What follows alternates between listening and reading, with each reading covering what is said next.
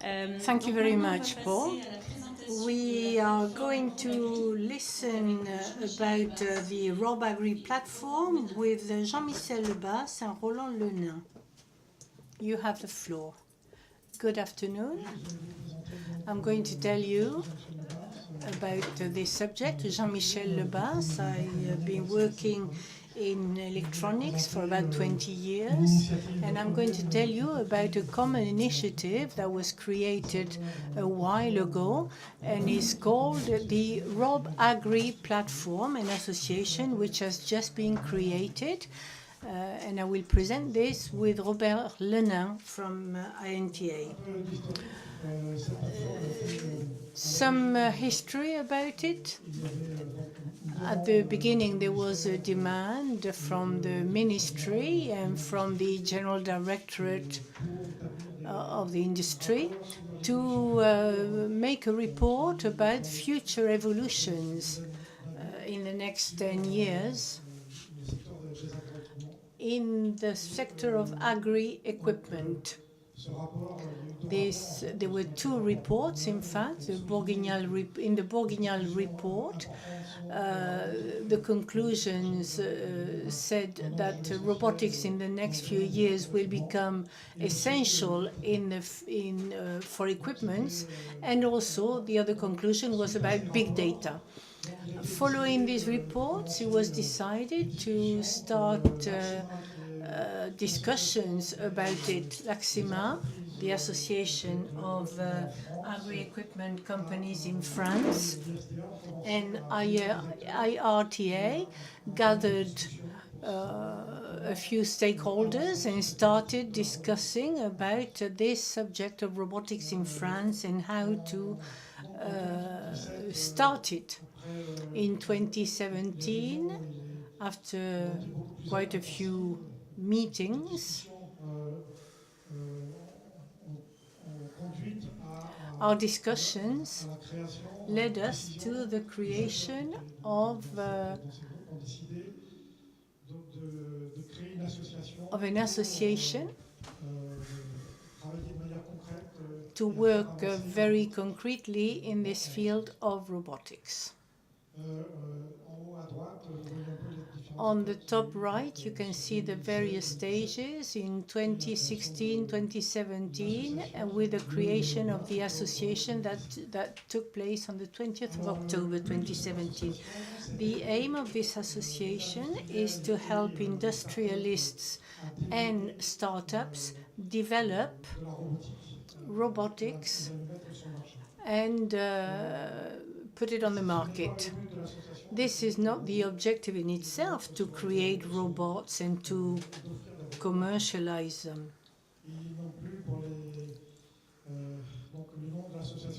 The name of the association is RobAgri. No intention behind this word of RobAgri, just to mention it. So, the association was created on the 20th of October. You have the list of members there. 37 members joined the association on the 20th of October. There are various categories of members in our association. Category A is industrialists and startups. You have several down here. Players which are going to develop robots and put them on the market. In category B, we have suppliers, technology providers. In Toulouse, for example, we have Actia, which makes electronic systems to provide electronic solutions to the industry. In category C of members, we have public organizations and research institutions and laboratories, as well as associations, which can help develop projects and collaborate in their development. And the last group, the last category, concerns representatives of final users of the robots, cooperatives, for example. There is a federation, FNAMS, for example, an association which is highly interested in the use of robots.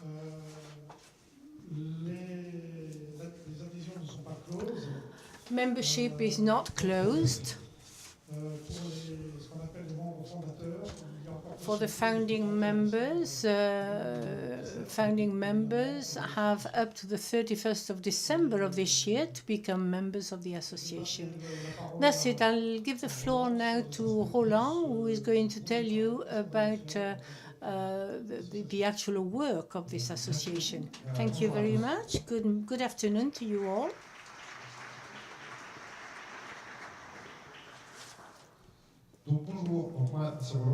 My name is Roland, and I'm going to tell you about our work, our structure, and the objective of the project. The aim of the game is to promote robotic solutions that are efficient, effective, and well adapted to human beings and to the farmers in particular.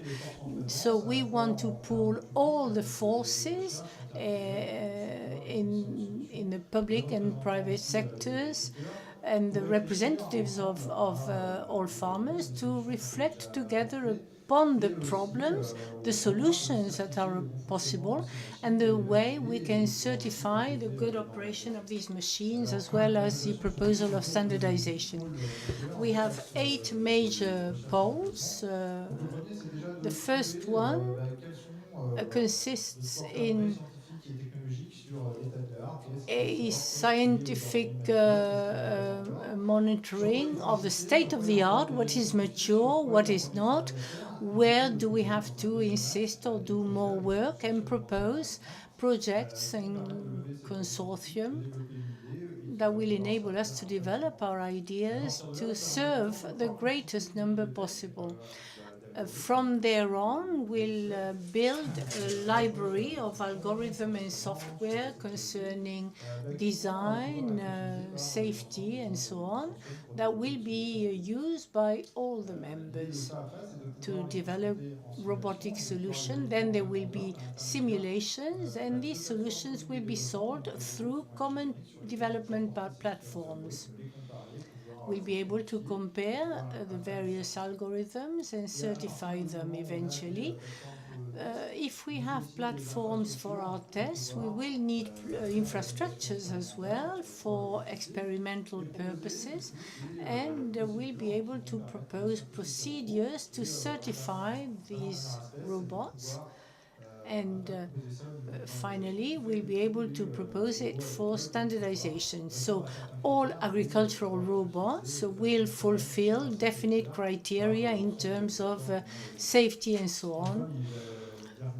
And finally, we want to promote this type of solution and make sure they are known by the public at large and used everywhere.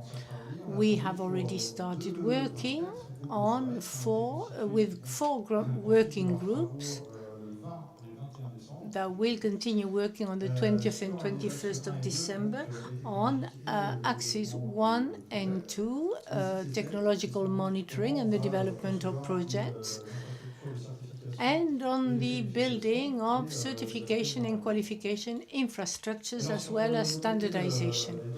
Concerning the first 2 aspects, we are going to meet on the 20th of December to talk about it. We have carried out an inquiry amongst members about the needs and solutions that exist today in the industry and in the research world. So we have there the most important needs in red and the solutions that are available today in green. These solutions are either immediately transferable or require more scientific studies and that need further development. So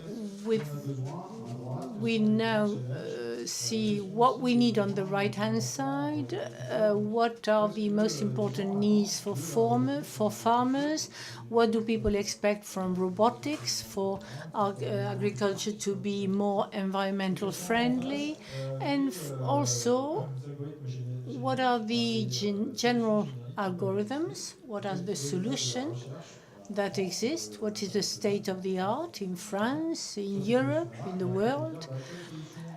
And then we say, right, this solution or that solution is mature, or that other one needs further tests and it has to be qualified or certified, or it needs more research.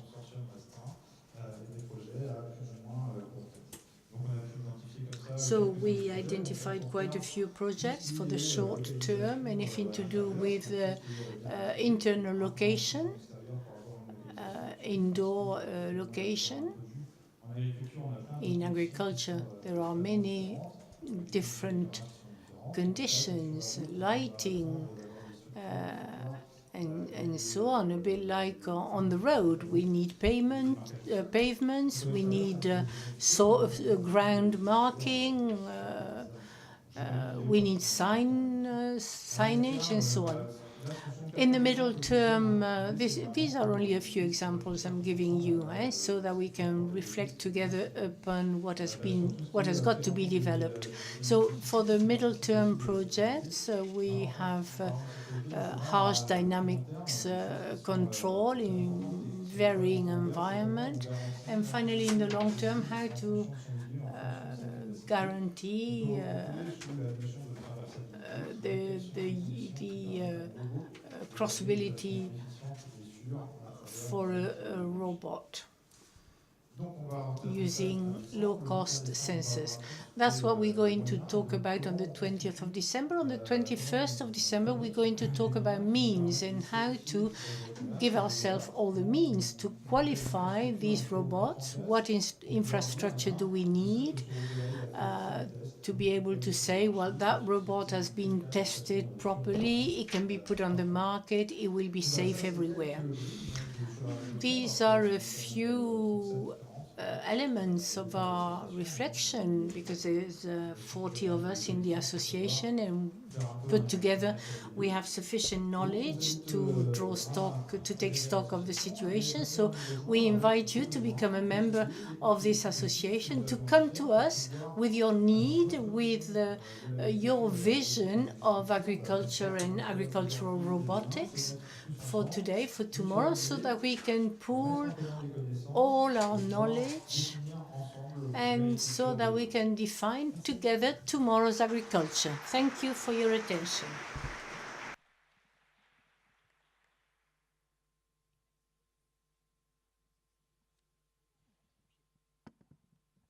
Allô, oui, ça marche. Donc, merci à vous deux. Thank you to you both. I'll give the floor now to Coralie Bos from Groupama.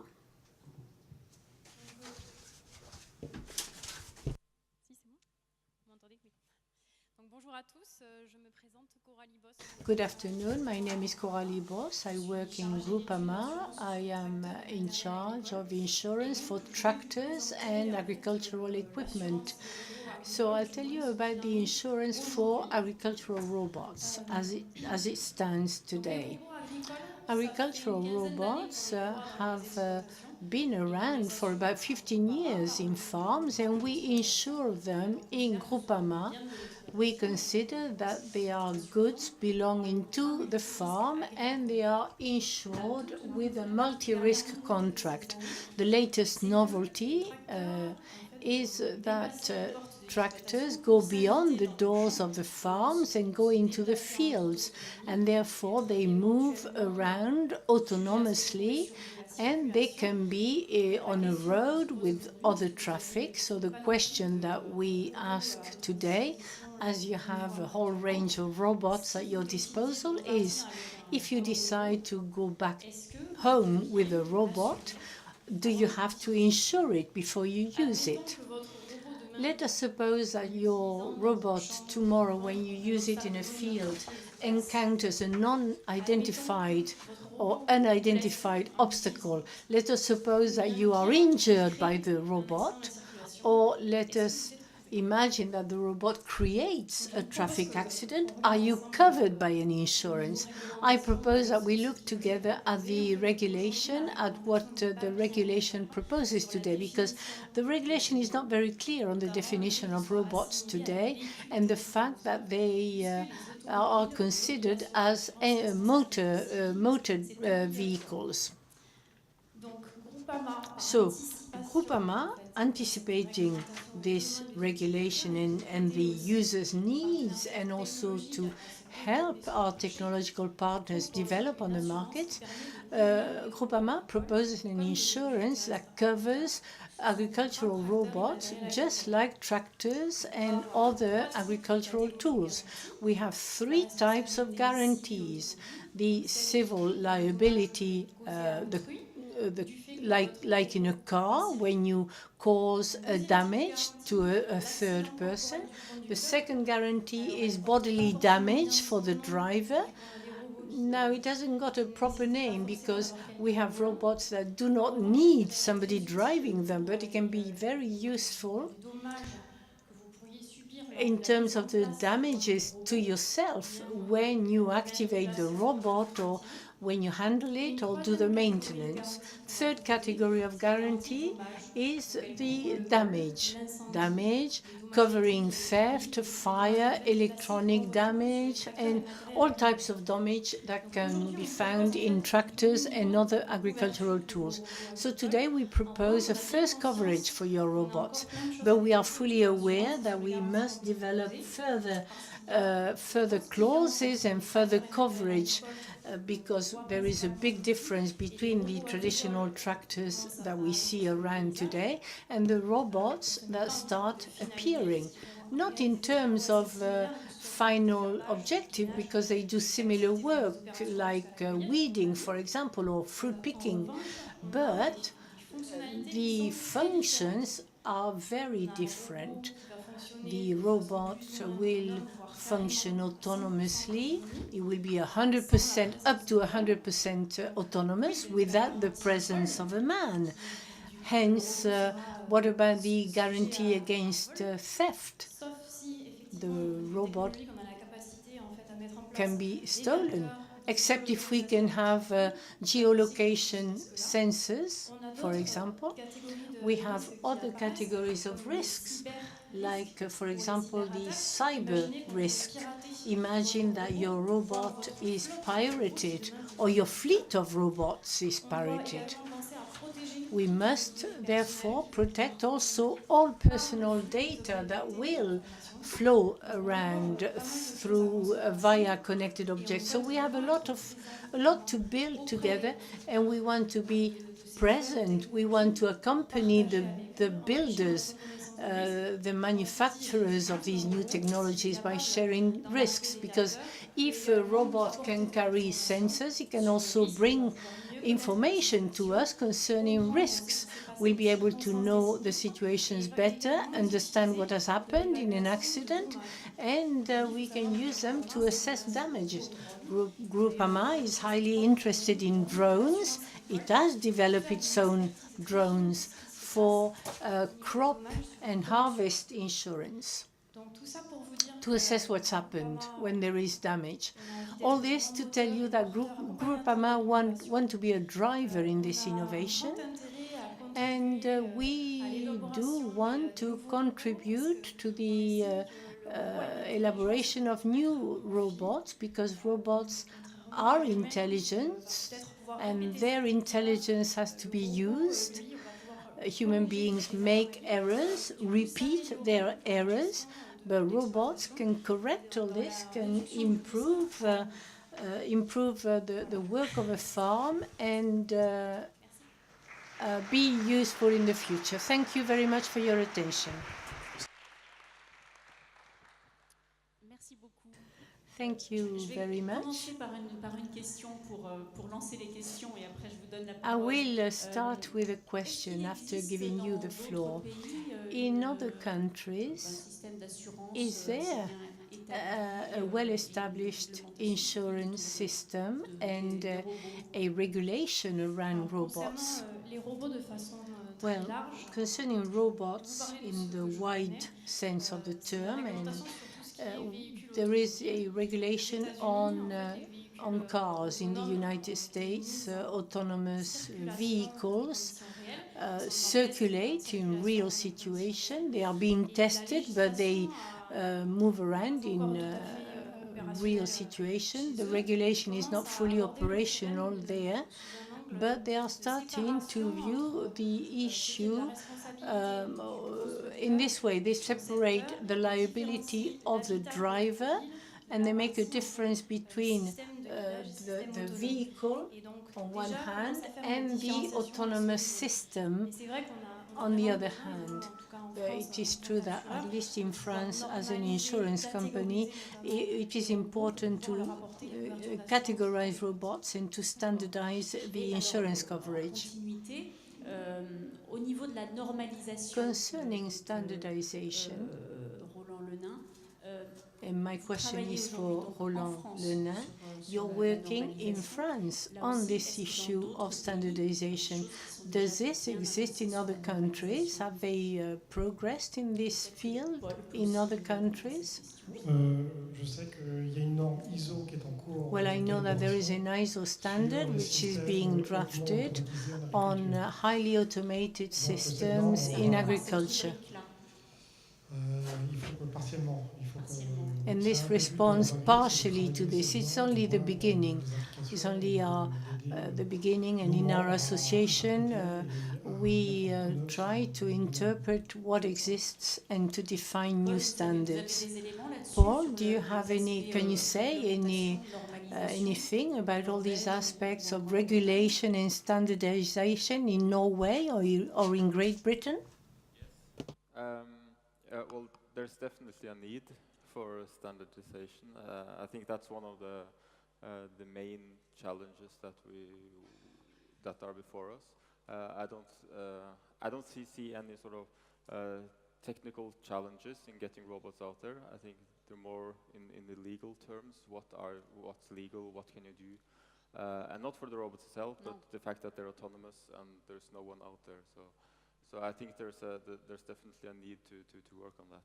So that's one of the sort of what I'm maybe hoping could come out of this kind of meetings is to get people from different areas working in agricultural robotics together and discuss this, so that we all at least the ones of us that make robots, we need to agree on what we want these standards to look like, and then we can go to the governmental organizations and so on and try to affect the way that this is actually harmoniser en fait. Yes. D'accord. Et alors autre question, Paul. Another question, Paul. You already have a lot of experience in robotics. Have you measured, in terms of time or in terms of economics, the productivity or the performance gains between a traditional system and the use of robots on different productions? Well, do you have a figure to put on this?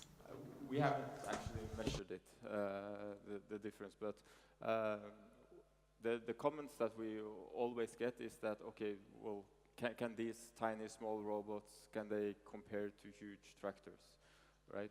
And I really believe they can. First of all, because they're so small, they're so cheap, they're going to be very, very, very cheap. And farmers are going to have fleets of these robots out there. And I think the scalability of having small machines is just incredible. So I think we need to use this scalability, and that will also make these robots more efficient when they work in fleets. Mais il y a quelque chose que je comprends pas bien là-dessus. But there is something which I don't understand very well. We cannot always replace huge machines with small robots. Surely there are some functions that are different. Is it as easy as that to replace big machines by small robots? I definitely hope so. I don't think it will definitely take some time before we see small robots operating the huge fields in the United States. Maybe that will never happen. It should happen. Hopefully it will happen because, you know, compaction, environment, and all those things. But robots will not be seen in those fields for some time yet.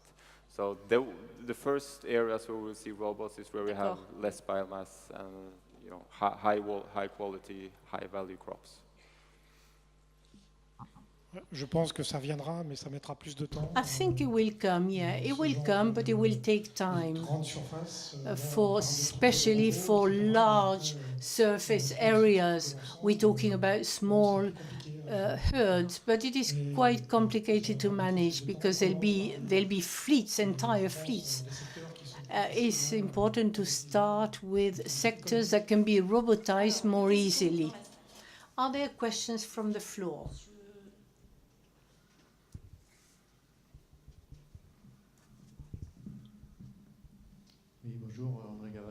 Good afternoon, André Gavalan, INRA.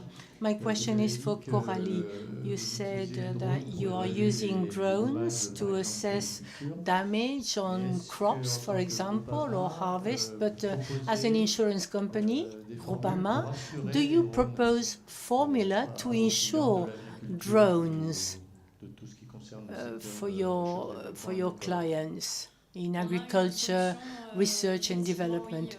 Indeed, we have a solution to insure drones today in Groupama. Yeah, we do have an insurance coverage. To go back to what Paul was saying earlier on, we have worked in various working groups to develop drone solutions and to contribute to the evolution of regulation on this. We're talking about aerial civil liability, and we actually won very quickly on this subject. So we must do some similar work for terrestrial vehicles, but it is a good example to follow, yeah, for our future work. Thank you. One question at the front of the audience over there, please. Another one at the back. You have the floor, so you can, well, for the association first. Y adhérer. Et ensuite, qu'est-ce que ça apporte personnellement or subscribe? Is it good for the farmer who's interested in robots? Could you introduce yourself first? Well, my name is Jean Rochefort, and I'm the father of a farmer who's doing organic farming, market crops. So the association, you can certainly subscribe. So what we are envisaging are companies or research centers or establishments like cooperatives, and which will On n'est pas dans open are considering not so much open to the farmers. We are considering the development of robots. I don't know whether I've understood your question clearly. Yes. Something else? Yes, another question? Une question devant. At the front, yeah. Ici, devant. At the front. Somebody wants to ask a question. Yeah, you have the mic. Thank you. It's a great presentation. So the first equipment that was made for farming was a stick to plant seed, and the big revolution was the moldboard plow, and then a plow being drawn by oxen. So this is the next revolution, but those were, and the tractor was invented to do this really heavy work of ground preparation. Is there any thought about how robots will come into play in terms of preparing fields, ground preparation for planting? Yes, I can say a little bit about that. Yes, we have thought a lot about that, and I think there's a huge potential in preparation of the fields. I think you need less preparation. That's the whole idea. You have smaller machines. You don't need to, as Simon Blackmore described, sort of solve the problems that you create when you prepare the field. And also when it comes to seeding, I believe a lot in precision seeding, variable seeding rates depending on the area. And I think the future seeding systems will be extremely precise. I don't think you will do a lot of work in the soil when you do the seeding. I think you'll be a lot more precise. And I think you will reduce the amount of energy needed to do those kind of operations. So I think you'll adapt the seeding systems to, well, basically you'll make an optimal seeder. So you don't, today we seed in rows because that's what we're able to do mechanically. When we use robots, we can just change the whole way we do those operations and seed in different patterns. And those seeding mechanisms will require a lot less energy than what we do today. Très bien. Thank you for all the speakers. That's it.